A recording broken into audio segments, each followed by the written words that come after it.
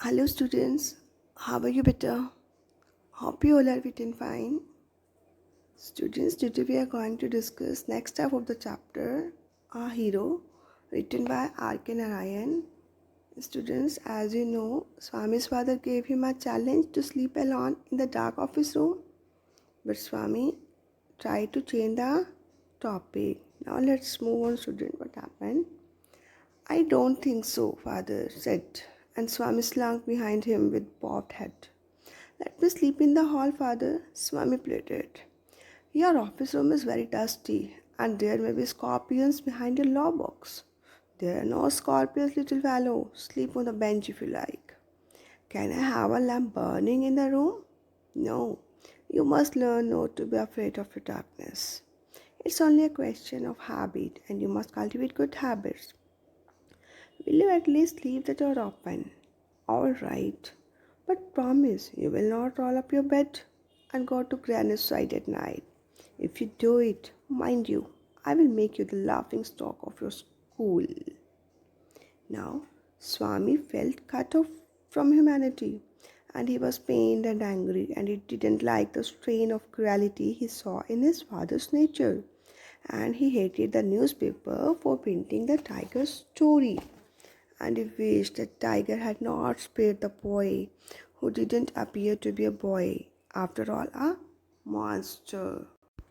As he refused to allow keep the lamp burning, though he opened the door and threatened me not to go to the granny's bed at night, and he promised to leave the door open and said if Swami disobeyed, he would mock him in his school. And now Swami felt lonely and frightened. As the night advanced and the silence in the house deepened, his heart beat faster. He remembered all the stories of devils and ghosts he had heard in his life.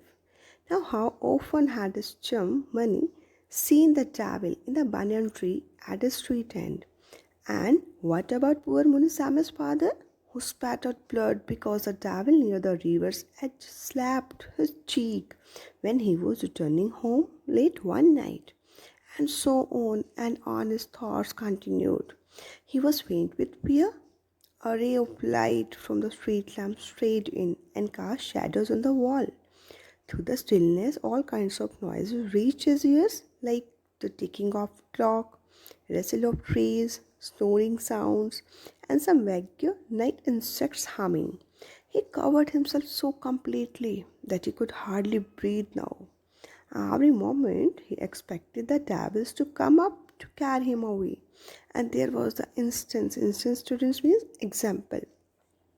And there was the instance of his old friend in fourth class who suddenly disappeared and was said to have been carried off by a ghost to Nepal.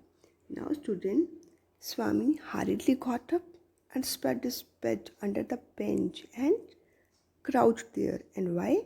Because students, it seemed to be a much safer place to Swami, and it seemed to be a much safer place and more compact and reassuring.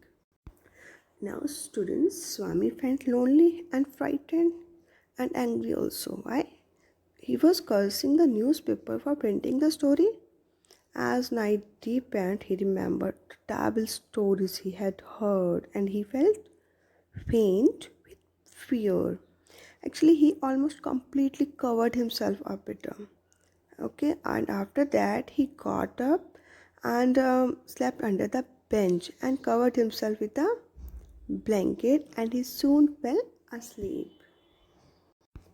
He shut his eyes tight and encased himself in the blanket once again, and unknown to himself, fell asleep.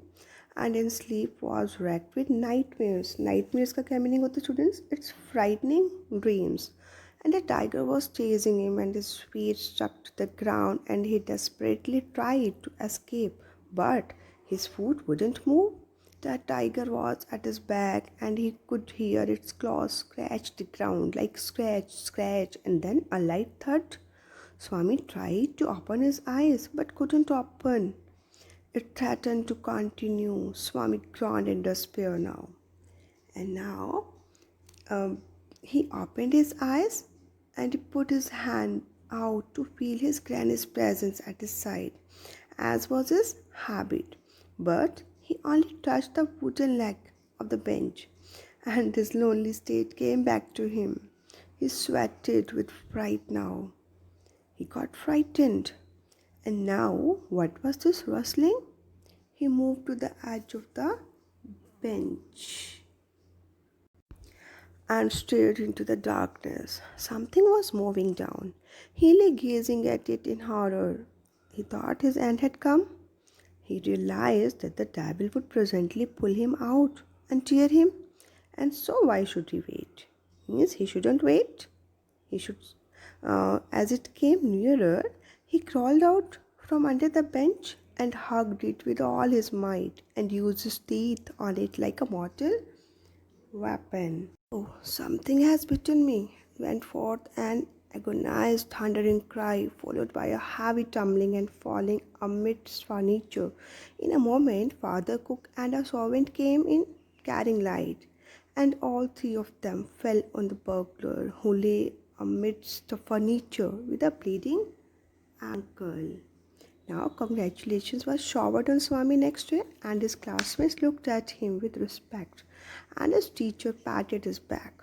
The headmaster said that he was a true scout, and Swami had bitten into the flesh of one of the most notorious housebreakers of the district, and the police were grateful to him, means thankful to him for it. And now the inspector said, "Why don't you join the police when you are grown up?"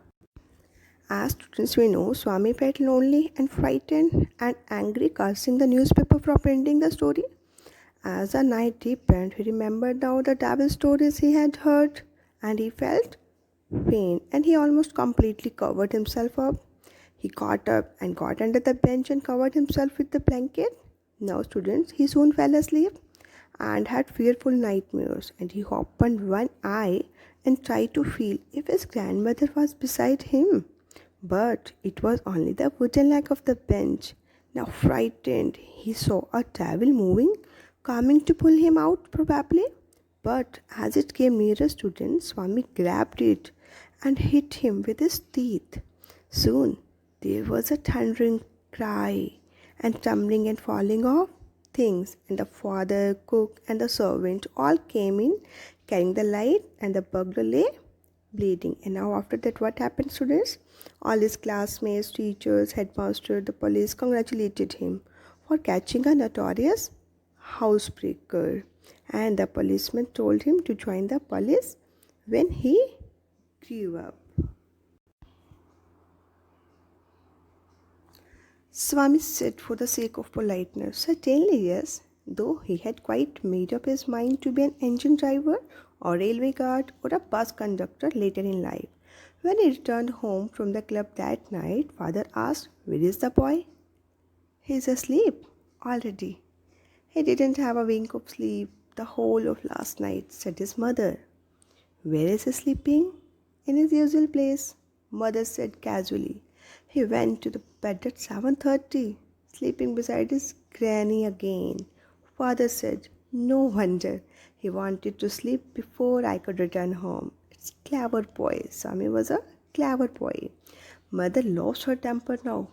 "You let him sleep where he likes. You need not risk his life again." And father mumbled as he went in to change, "All right, mollycoddle, and spoil him as much as you like. Only don't blame me afterwards." Now, Swami, following the whole conversation from under the blanket, means he was listening all. He felt tremendously relieved to hear that his father was giving him. And Swami pretended to sleep at 7:30 in his grandmother's bed, or we can say granny's bed, before his father returned from office. And now, students, however, his father told his mother to let him sleep where he wanted to, as he didn't want his life to be risked again. Okay, students, I hope it's clear to you, students. Now, students, read it again thoroughly and try exercise of lesson number 3. Thanks, students. Thanks, and have a nice day.